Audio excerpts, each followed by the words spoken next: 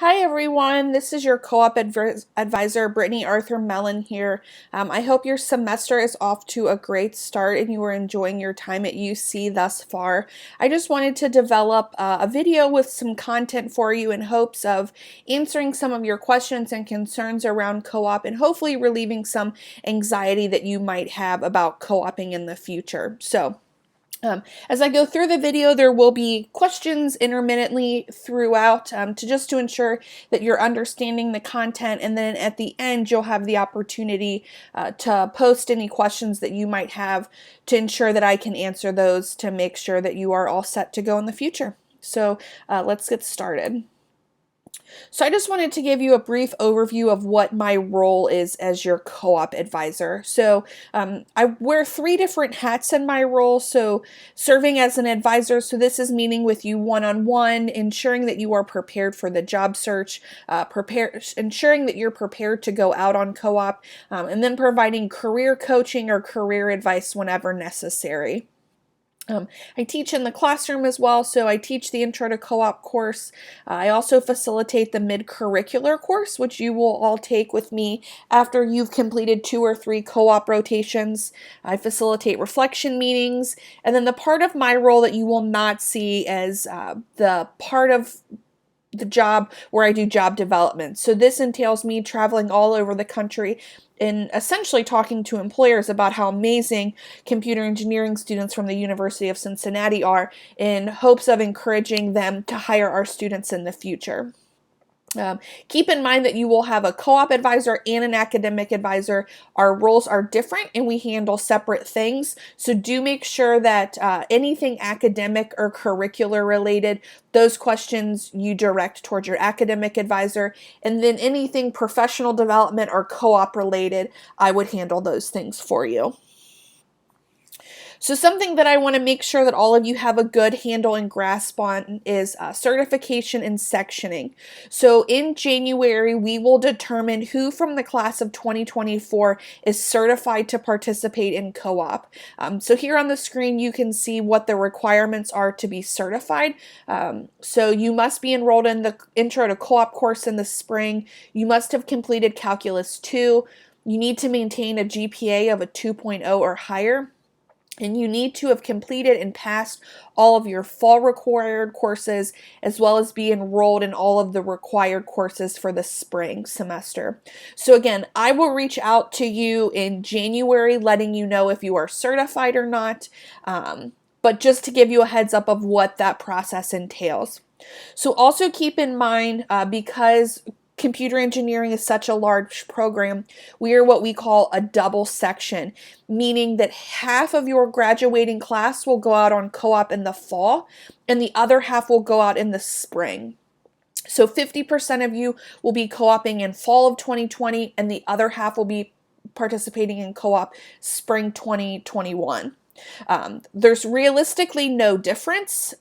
We merely just have to split the class in half. So oftentimes what happens is all of the students that are certified as of January to participate in co-op will start their search for a fall co-op, and then students who have delayed certification will most likely search in the spring. But again, you'll be getting information from me in January, realistically, about which one of these search processes you're going to participate in. All of you should have received a curriculum sheet or something similar to this. Just be aware that we have a pretty standardized curriculum for computer engineering. So I just want to make sure that you're aware of this and that you do follow your curriculum sheet to a T. And don't try to go off path or do something different, because that can realistically prolong your graduation date. So just wanted to make sure that you're aware of that. If you have questions about curriculum, you have fabulous academic advisors, so make sure that you are talking to them and getting your questions or concerns addressed by them in the future. So just to give you a heads up, this is what a standard co-op rotation looks like. This graph might be a bit confusing, but if you look, so you currently are in that first gray box, so S1, and then the spring will be S2, and then this summer all of you will be off. We like to refer to that as your last summer ever. And then half of you will be that top row, and then half of you will be that bottom row. So you will alternate between being on co-op and being in classes every other semester until your senior year. So just wanted to give you kind of a visual of what your schedule moving forward will look like. Again, our program is pretty lockstep. So I would say 99% of students, this is what their program is going to look like during their time here. So requirements for co-op. So just to give you a heads up, if you're thinking about developing your own position or you have a family friend and a position in mind already, just wanted to give you a heads up of what are the requirements to participate in co-op. So all of you will complete 5 semesters of full-time co-op. So this will allow you to graduate with 20 months of full-time work experience. So the requirements for a position to count as a co-op is it needs to be related to your major, so it needs to be related to computer engineering in some facet. It must be full-time. You must be paid. You must be working at that place of employment for a minimum of 13 weeks. The average co-op semester is 18 weeks, but we require an absolute minimum of 13. And you must be receiving appropriate supervision and being formally evaluated at the end of the semester. So just wanted to give you a heads up of what requirements are necessary for a co-op.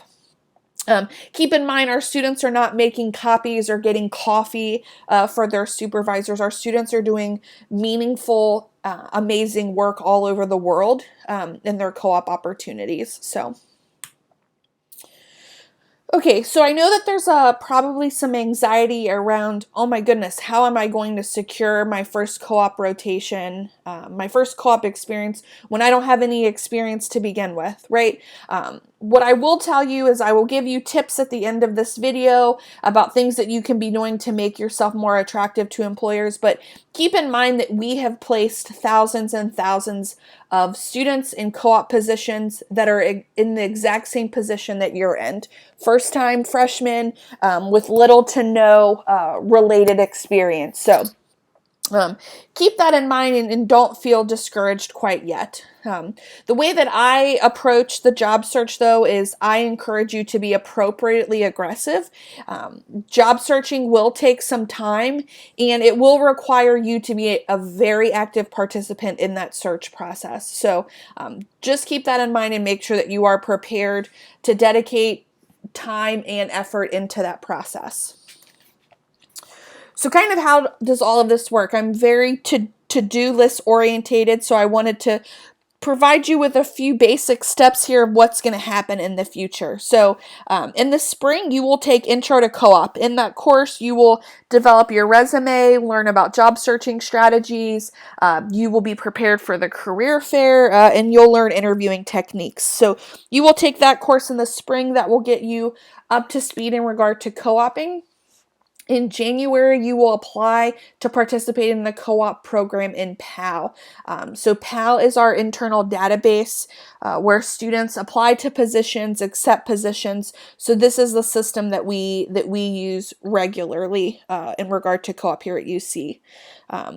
As mentioned before, in January, you will receive a certification update letting you know if you are to participate in the fall search or the spring search. Keep in mind, once that is set, there will be no switching between rotations after those certifications come out. So make sure that you are aware of that. Again, we have to maintain section balance, which means I need 50% of your graduating class participating in the fall search and 50% in the spring search. So this prohibits students from switching sections later on. In January, I will hold an in-person job meeting where we will go over how to participate in the search, kind of what my expectations are and deadlines and those sorts of things. I really want to make sure that you feel very comfortable and confident in participating in the search and that all of your questions are answered and that you feel like you're set up for success. You'll upload your resume into PAL. We'll review the search timeline. So I will provide you with very specific deadline dates for when things need to be done by to ensure your success. Then you can begin ranking positions in PAL and applying externally to positions. You'll need to attend the career fair, and then you'll continue ranking and applying positions until you get interviews and secure a position. So this might seem like very basic information, and in fact it is. This is not rocket science, but just wanted to give you kind of a brief update on the things that will be necessary and that your search will entail moving forward. So PAL, you'll get acquainted with this system in January in your intro to co-op class. So make sure that you pay attention those dates, that you'll review this to make sure that you're up to speed and that you're comfortable and familiar with using the system. So you might be wondering what types of jobs are in PAL. So many of you probably pick computer engineering because there is a wide variety of opportunities in this field. Computer engineering doesn't pigeonhole you into one specific area. Oftentimes my students compete for jobs in computer science and electrical engineering, some IT jobs, some manufacturing jobs. So that's really the beauty of computer engineering. So my students are doing hardware, software development, web, automation, robotics, cyber. So a wide variety of things that computer engineering students are doing out on co-op. And just wanted to provide you with a few examples of who some of our top employers are. So you can see them there on the screen. Also keep in mind that many of our students are co-oping outside of the Cincinnati area. California, we have a large percentage of our students in California. We have students that are participating internationally in co-ops, and then a spattering of students all over the United States. I know international experience is something that many of you have expressed interest in. We have quite a few different programs that you can look into. So the International Co-op program is probably our most popular. This is where you would co-op in Germany or Japan during your last 2 co-op rotations. This program would require that during your 3rd co-op semester that you take an intensive language course so that you can learn German or Japanese before you go abroad.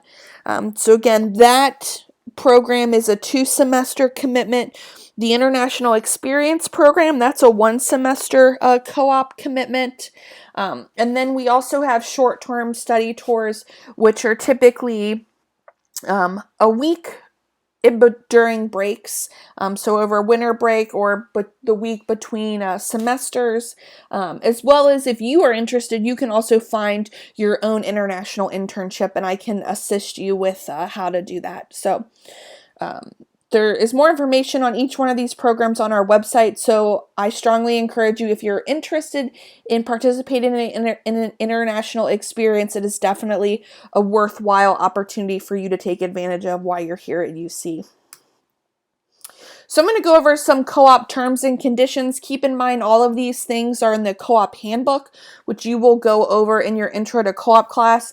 I strongly encourage you, when you go over it in the spring, to make sure that you do pay attention and that you do understand everything. I do expect that you understand and know the policies and procedures in the handbook, so just make sure that you are spending some time understanding what those are. But some specific things that I want to make sure that you are aware of, that you must actively participate in the co-op search. So in January when we meet, I will go over what I define as active participation. I do keep track of this and require this in order to continue in the co-op search. Keep in mind that co-op is a degree requirement. It is mandatory, but it is not guaranteed. So what I'm saying there is that it will take time on your part. You will have to work with me and cooperate in order to ensure that we do secure you a position for either the fall or spring. You must be willing to co-op anywhere in the United States. You are not able to limit your search just to Cincinnati or the tri-state area or any specific geographic location. You really need to be willing to go anywhere in the United States.